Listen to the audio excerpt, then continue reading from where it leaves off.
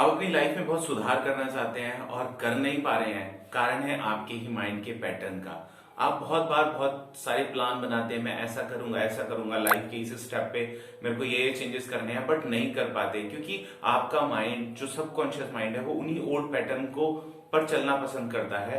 तो ऐसे केसेस में आपको सबसे पहले अपने पैटर्न को, जो पुराने पैटर्न है उसको समझना होगा, क्योंकि बहुत बार लोग समझते ही नहीं है कि हम गलती क्या कर रहे हैं और वो गलती को रिपीट करते रहते हैं, जिसकी वजह से उनकी लाइफ पहले जैसे ही रहती है और लाइफ लॉन्ग वो स्ट्रगल करते रहते हैं। तो आपने अगर अपनी लाइफ को बेटर करना है तो सबसे पहले आपको अपनी लाइफ की मिस्टेक्स को लिखना चाहिए कि आपने क्या क्या ऐसी लाइफ मिस्टेक की है। और इवन बहुत बार ऐसा होता है कि व्यक्ति एक ही मिस्टेक्स को बार बार रिपीट कर रहा होता है, जिसकी वजह से उसकी लाइफ बहुत स्ट्रगल भरी रहती है। तो हम बहुत बार भगवान को दोष देते हैं और अपने एनवायरनमेंट को दोष देते हैं, बट हम ये समझते नहीं है कि इस सब से, इन सब का जो कारण है वो हम खुद ही होते हैं। अगर हम अपने में थोड़ा चेंजेस करें, अपने बिहेवियर में थोड़ा चेंजेस करें, तो बाहर की बहुत सारी चीजों को हम आसानी से बदल सकते हैं। तो ऐसे केस में आपको पुरानी अपने ओल्ड पैटर्न को नोट करना चाहिए, क्योंकि बहुत बार आदत के कारण, क्योंकि आदत जो होती है वो नीचे दब के काम करती है। जैसे मैंने बताया था कॉन्शियस और सबकॉन्शियस माइंड का। कॉन्शियसली आप चीजों को समझते हैं, सीखते हैं, बट जो बिहेवियर होता है,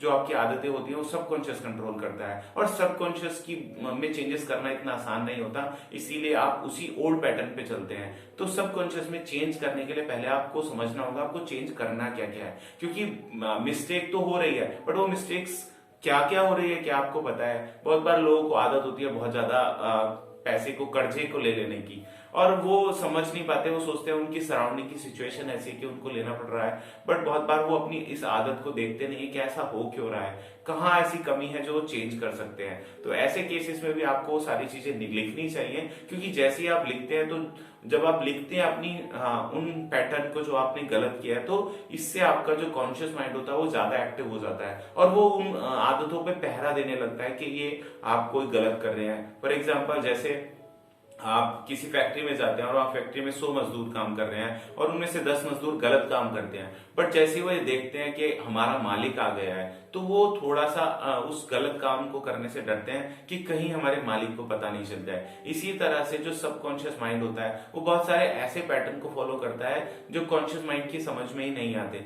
बट जैसे ही आप अपने सबकॉन्शियस माइंड को थोड़ा एक्टिव रखते हैं, तो सबकॉन्शियस उस बिहेवियर पैटर्न को रिपीट करने से थोड़ा डरता है।